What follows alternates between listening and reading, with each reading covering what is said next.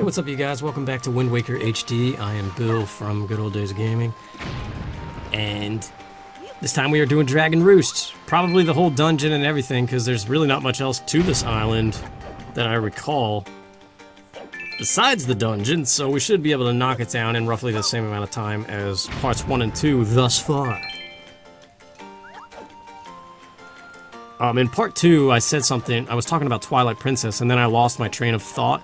And as I was editing it, I remembered what I wanted to finish saying about it, and that is that, for me personally, I've kind of noticed that GameCube games look worse than Nintendo 64 games, and I know that makes absolutely no sense, because GameCube is the next generation up, but I think it's because the Nintendo 64 was the very first home console 3D venture for the world as we know it, you know? So in my mind, it's kind of like achieved true retro status to the point it's like the NES or the Super Nintendo, you know? And I'm just like, okay, it was the very first 3D, it's supposed to look that bad. It's supposed to have a draw distance of like less than a ruler, you know? Whereas GameCube, it's a step up, but like all the flaws really shine out as a result. It's weird. Anyway, Link, is that you?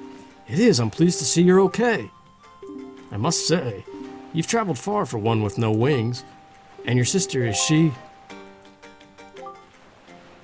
Is that so? Well, don't worry too much. I'm sure she'll hang in there. I have an idea, Link. Would you like to meet our chieftain?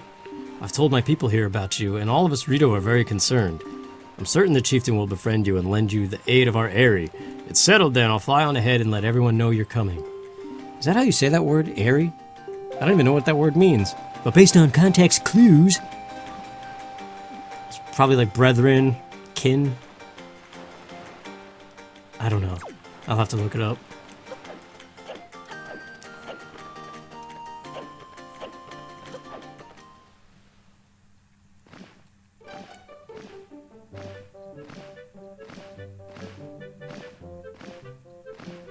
Well, have you discovered the cause of the Great Valu's anger?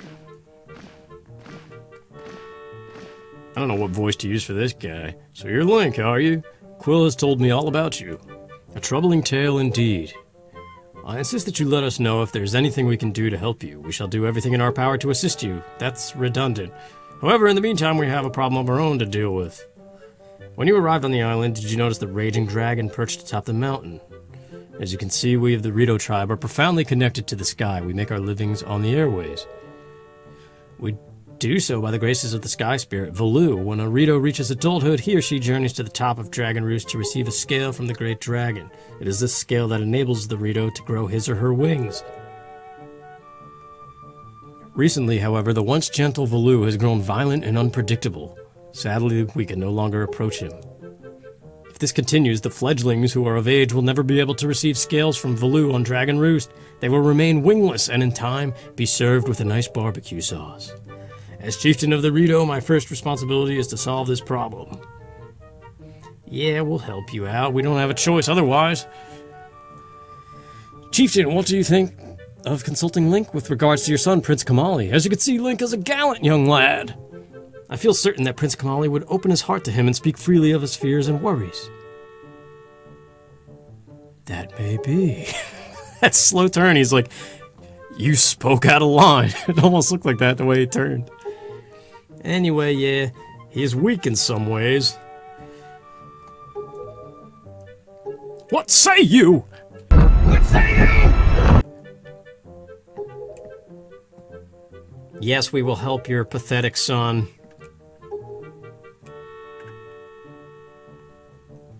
I don't know if Prince Komali's really a well-developed character or not. I can't remember. Oh, we gotta go talk to Medley, though. Here, Link, take this with you. Who knows, it might come in handy. You got a bag.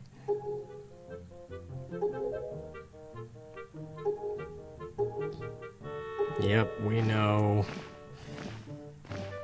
So far, I don't know how to feel coming off of Breath of the Wild with this game. I mean, I'm pretty much amazed by it. Anyway, let's talk to Medley. Wow, you really do have blue clothes with a picture of a crawfish on them?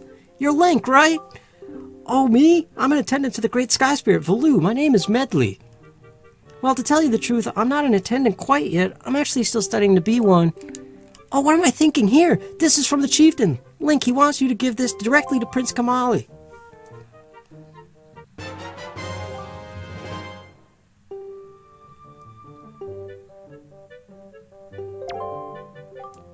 The room way in the back on the first floor is Prince Komali's room. You have to go down a couple steps to get there. When you meet Prince Komali, please don't get offended by his manner. He has no bad intentions, I promise. By the way, listen, Link. I have a small favor I'd like to ask of you. Could you please come to the entrance of Dragon Roost Cavern later? I'll explain everything then. Alright.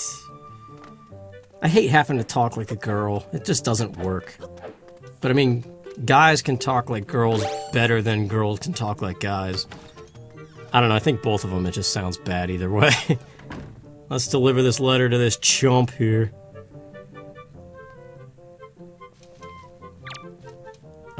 R. Okay. A letter from my father? Oh, sure, telling me to be brave is easy enough for him. It's not like he's the one who went through that horrible experience. It's not like he still has to get a scale from Valoo. You're in this letter too, you know. Poking your nose in other people's business. You're nosy, aren't you? Sorry, but I really don't feel like going to see Valoo right now. I mean, how am I supposed to get a scale from him when he's so upset? What? Are you trying to say that you can calm down, Valoo? That's just a big fat lie. It's easy to say you can do anything. Bragging doesn't cost a thing. I'll tell you what, if you can find me someone who can get past all the obstacles on Dragon Roost to get to Valoo, then I'll listen to anything you say. Alright. Let's go to Dragon Roost. I went through every doorway, but I finally found the entrance. Here we are.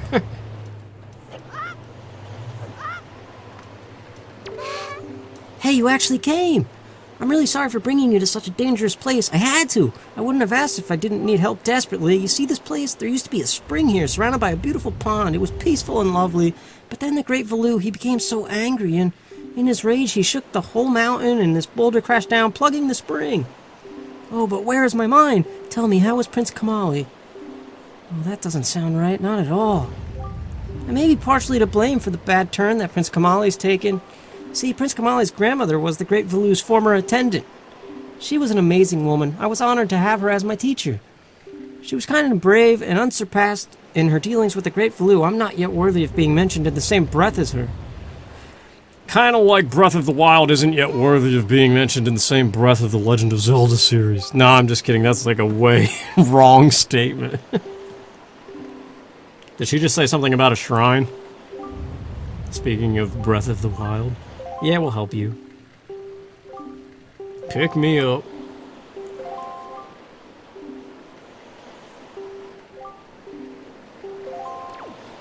Nah, Breath of the Wild... I mean, I think a lot of people agree it's not the best Zelda game. In some aspects, yes, definitely. But... overall feel and the kind of emotions and stuff that Zelda typically brings.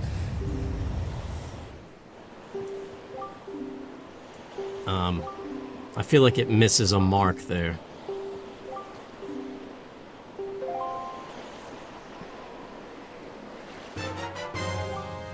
Alright, we got our first empty bottle.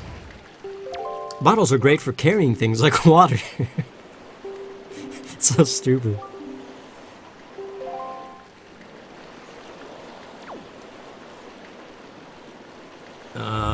Gamepad. Sorry, it's like really awkward getting used to that again.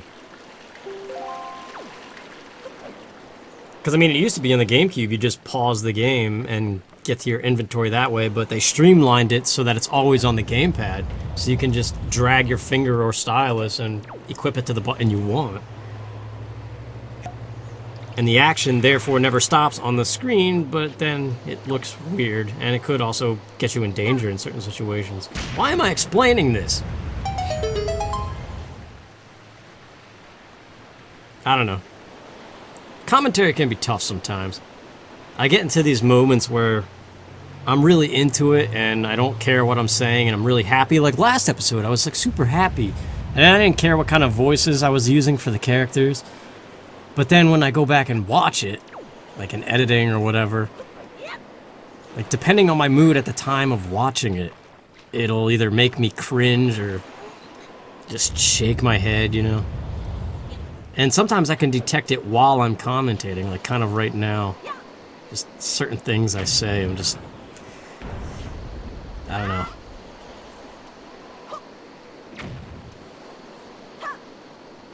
Alright, 4th time's the charm. That was another thing, I don't know. Of course I would bonk the steps. Is this the cavern already?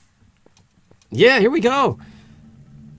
First dungeon since playing Breath of the Wild for me.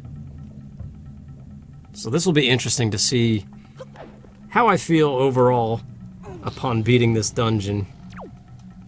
And as I'm progressing through it, compared to Breath of the Wild's Divine Beasts.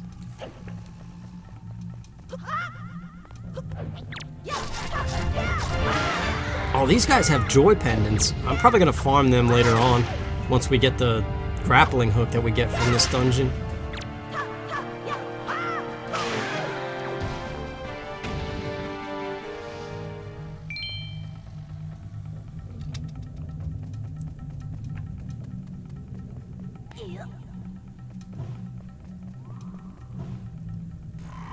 This should be our small key, if I remember correctly. I don't think it's the map quite yet.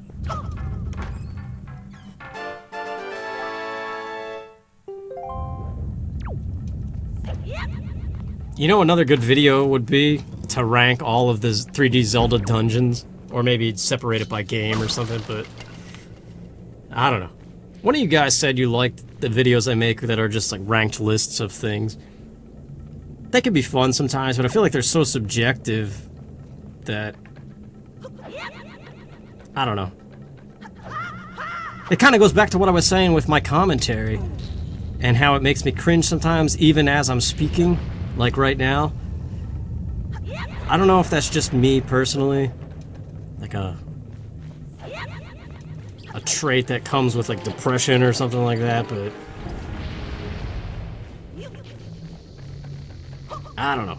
I question everything I do all the time, and YouTube is fickle, man.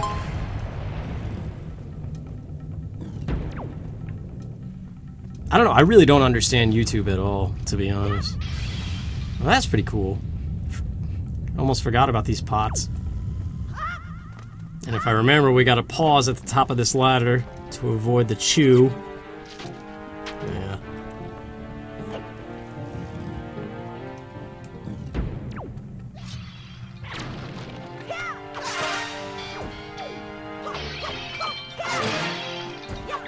I definitely do like these more Labyrinth-esque dungeons than the Divine Beasts. Like, that's another thing. Like, why do you have to do a whole Let's Play to decide whether or not you like traditional Zelda or Breath of the Wild's thing? And see, that's the negativity coming out again.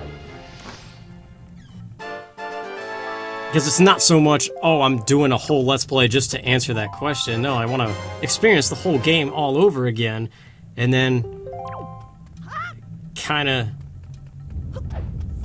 let my feelings of playing through it and then everything like rest and kind of think about it. Like, obviously, just sitting here, just while playing Breath of the Wild, you can come up with conclusions right there and be like, well, I don't really like this so much. But, oh yeah, you gotta spin attack these bombs. It can be tricky sometimes. Like I said. There we go. That took a few tries.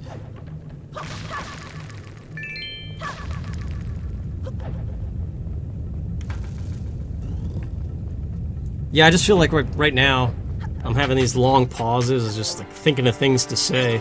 That's just the kind of mood I'm in. That's the back and forth of coming up with commentary. Like I'm talking about, like, compare right now to part 2. I was like so happy and didn't care what kind of voices I was using or anything, and then this.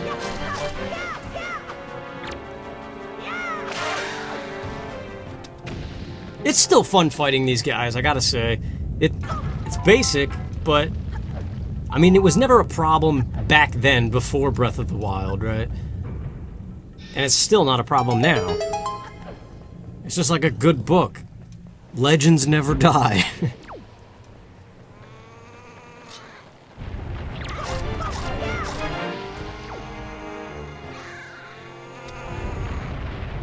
That damn bird that sounds like a sheep. A sick sheep.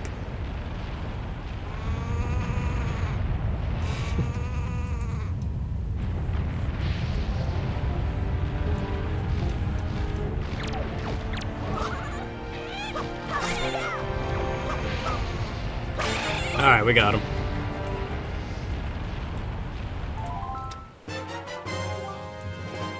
I don't remember what the golden feathers are used for. I know every spoil has a purpose. Most of them are used to make potions. I think somebody collects these feathers, but I don't know what you get for it.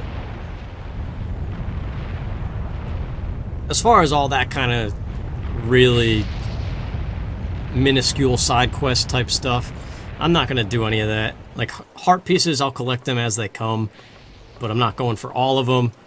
And treasure charts, no. Again, it's just kind of like, as it comes. Just like the Korok seeds in Breath of the Wild. I will never collect all 900 of those. I refuse to. It's pointless and stupid. But I have 100%ed every Zelda game in the past. Aside from that, it's just like, I feel like that's just a whole new level of extreme that is just ridiculous. If there was an actual reward that was worth it at the end, then maybe, but... Oh, this room. The rat. Hey! Yeah, we know. There's rats in this room.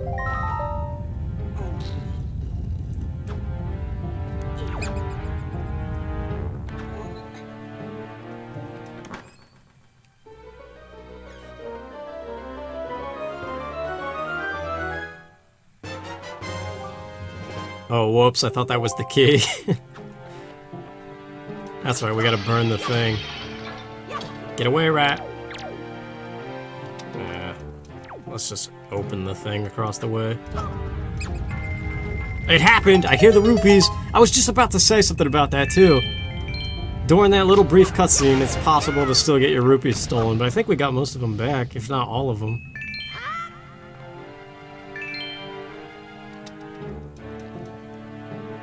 But yeah, like, so far this has been more going on per room, obviously. That's the Zelda formula. The dungeon formula or whatever. I don't know. Like, Breath of the Wild, if that mechanic comes back, the rotation, that's fine. That was kind of neat, but it was only neat to a certain extent. And the fact that there was nothing else in those divine beasts, like no enemies... It was very much just like a sandbox for using Breath of the Wild's physics engines and the items that you get, right? That manipulate that physics engine. Whereas this and every other Zelda game beforehand, it's exploring room by room this labyrinth with well-integrated puzzles and stuff. Not that the puzzles in the Divine Beast were pretty well integrated too, but they were very basic. It's like... I don't know. I feel like my argument's already falling apart, because I was about to say, oh, this room, there's this puzzle, and that's the whole point, but you could say the same thing about every other Zelda dungeon. Like, room by room, there's basically one task you have to do to advance. Which then begs the question, are we just all being too strict on every new game that comes out based on our expectations having played past games?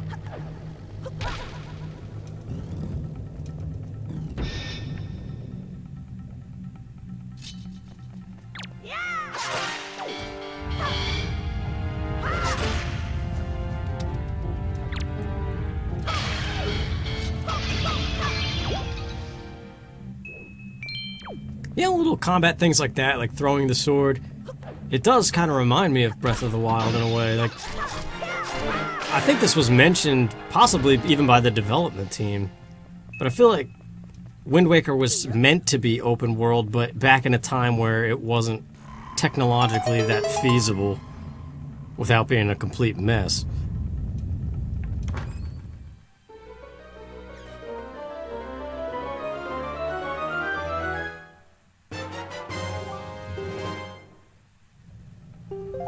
Alright, we got a treasure chart.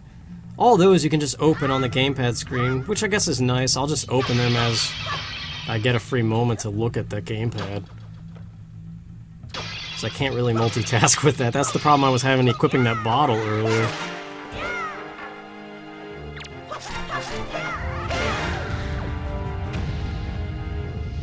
But it's nice that we don't have to actually pause the game to do that. And the treasures will just appear as we're sailing, as beams of light. Man, I really hate my commentary this time. I'm sorry.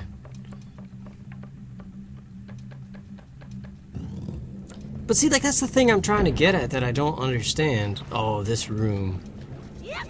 Can we do it without... Nope. Alright, well, maybe we can get another pot and do it. Oh, he's climbing back up already? Let's do it. Ah, dang it! Alright, go away. There we go. That could be cool. I like those, I don't know what you call that move. Quick time, maybe? Alright, we made it. But I was about to say something. Oh, that's what I don't understand, is what I said coming into that room. About YouTube, and what I was saying before about YouTube being fickle. Like, I really don't get it. Like, there's times I hate my commentary and stuff, and I cringe, like I said, going back watching things I've done in the past, or even as I'm speaking. But then I go and watch other people too, and sometimes, like, other people are really annoying, yet people love them for it. And obviously I realize this sounds like complaining, but I'm honestly not complaining at all. I don't care about, like, views and stuff too much, but I'm just stating this as, like, a legitimate comment. Like, I don't understand YouTube and popularity on YouTube, especially when it comes to this gaming stuff. Oh, but this music is awesome. I'm gonna be quiet.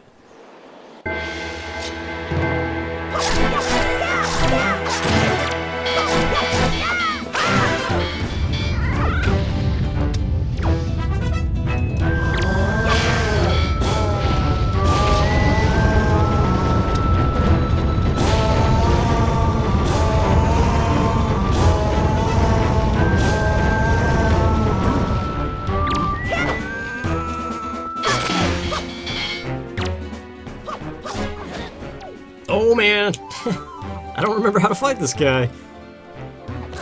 Nope. See, I did it again. Did you see it? I was waiting, expecting a prompt to appear when he was about to strike, but that's Breath of the Wild. It's kind of this game too. It should have prompted the A button, but I guess it's not that. I don't know. Genuinely confused. Link, you came to rescue me. Oh, thank you. I have to tell you what I found out. This is terrible. Some creature's doing awful things to Valoo. That's why he's so angry. Or Valoo's tail. Yeah, we know. It's right below. Wow, she's really close to Link. Gonna give him a little smooch?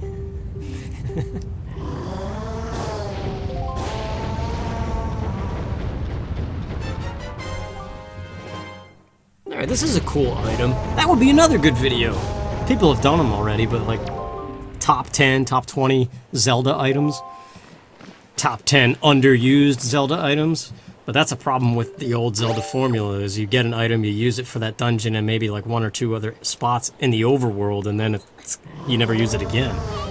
Best example I could think of would be the spinner in Twilight Princess. That was amazing, but only in certain rooms. Like that one room where it just goes like high speed, and the whole room is... I think it's like the room immediately after you get it. I really want to play that spot of that dungeon now.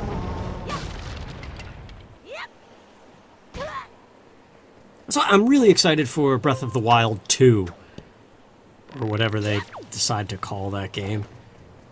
Because what they've done... Well, I should reserve my comment until we see the boss of this dungeon.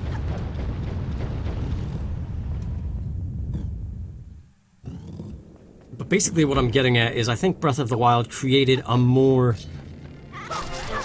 hate to use the word, but epic feeling in terms of like fighting bosses and things, like the stone taluses and all of that. Whereas you go back to these older games and it's just like, here's the boss, it's barely gonna do any damage to you, but... And it's very clear like how you're supposed to attack it, so just do that a few times and we'll play a little jingle and give you a heart.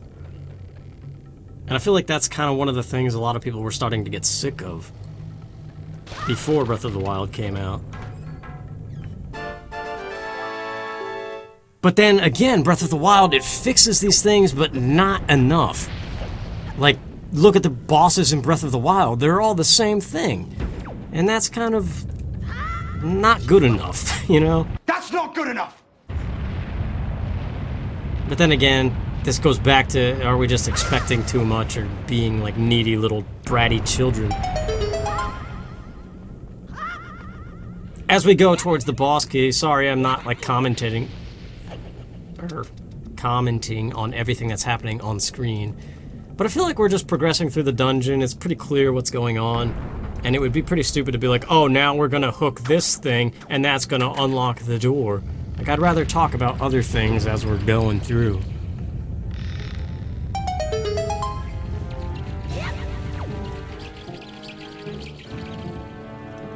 But yeah, to finish that thought, I feel like every other 3D Zelda game has these amazing bosses, for the most part. Some of them are kind of crap. But visually, they're just awesome, but then there's nothing to them. And then Breath of the Wild, there's, well, I was gonna say there's a little bit more to them, and that's true, but also not really. It's still kind of very, they got like 3 different moves, and a life bar that just kind of makes it longer. Like, I think that's the thing, the life bar, instead of 3 hits or 5 hits. Oh, whoops, I'm screwing up. We gotta stun this guy. No, that's not stunning him, that's killing him. There is another one, right? Don't they infinitely spawn? Yeah. But yeah, I feel like the life bar for the main bosses of Breath of the Wild, just all that simply did was extend the length of the fight, which yes, that helps, that makes it feel more epic, because it also provides more chances for you to screw up and therefore make the boss more difficult. And just in general, puts more on-screen time for that fight, which makes the experience better, right? Anyway, I'm just gonna save warp, I think.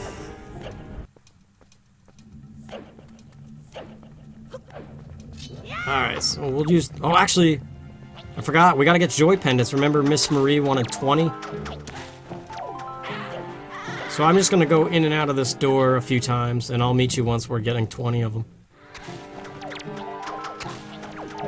Alright, that should be 20. Just checking the gamepad. Ah, crap. Checking the gamepad's a bad idea, apparently. But yeah, we're at 20. So let's just go towards the boss. I'm probably going to be cutting a lot of this out, but looking at the timer right now, it's a little bit over what the other parts have been, which kind of sucks.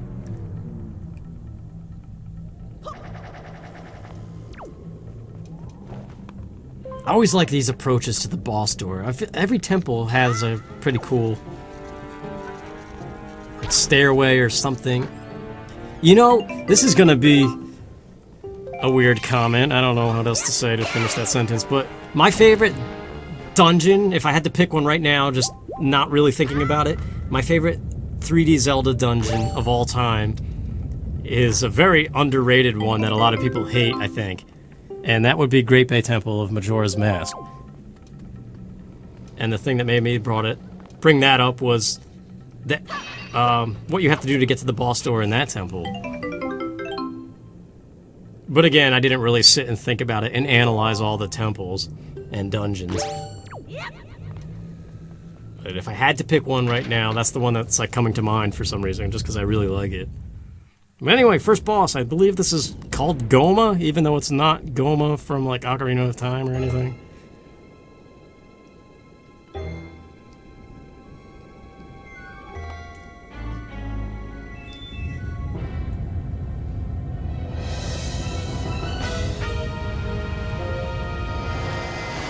What's interesting about Wind Waker is the names of the bosses don't appear on screen. I feel like every other 3D Zelda does that.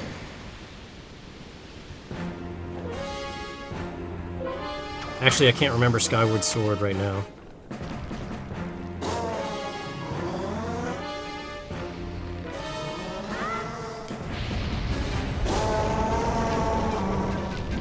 But you know, to be honest, this boss is a bad example too. Like, I would say all of Breath of the Wild's bosses are better than this boss.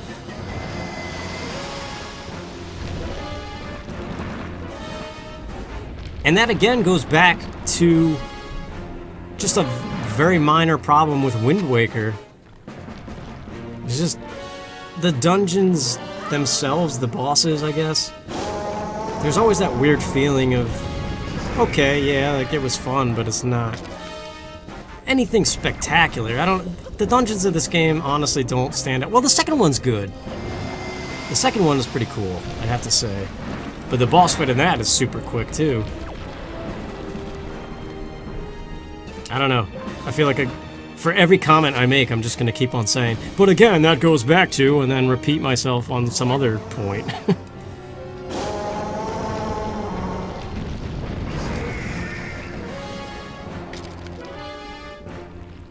Alright.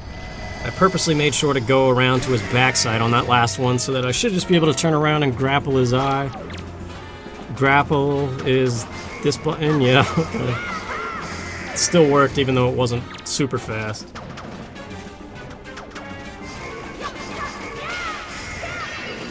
Oh, it's over. Okay. I was expecting at least 3 times of having to do that.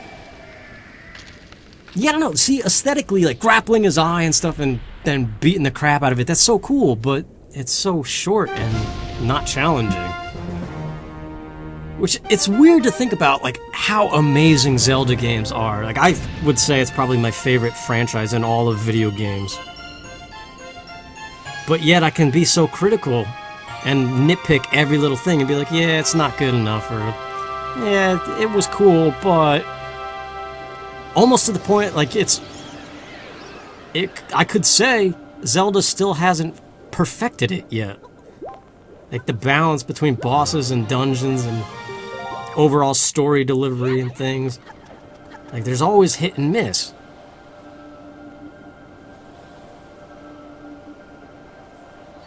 I don't know. I'm just rambling. This has been kind of a rambly, weird episode.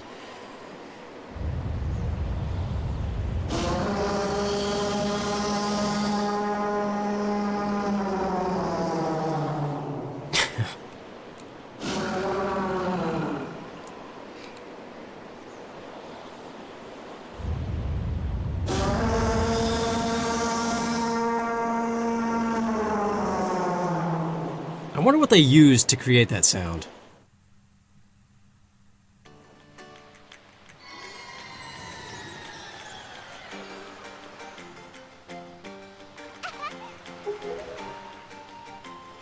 Anyway, Medley and Komali are here. I don't really feel like voice acting them this time around.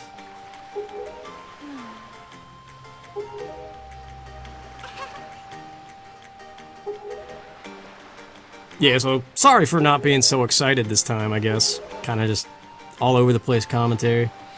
It's kind of a random mood I'm in. But next part should be exciting. We'll get back into the boat and start exploring the Great Sea. I'm excited for that. Oh yeah, this is that text you're not supposed to see on if you were wearing the green outfit on your first file. But second quest lets you be able to read that Hylian speech.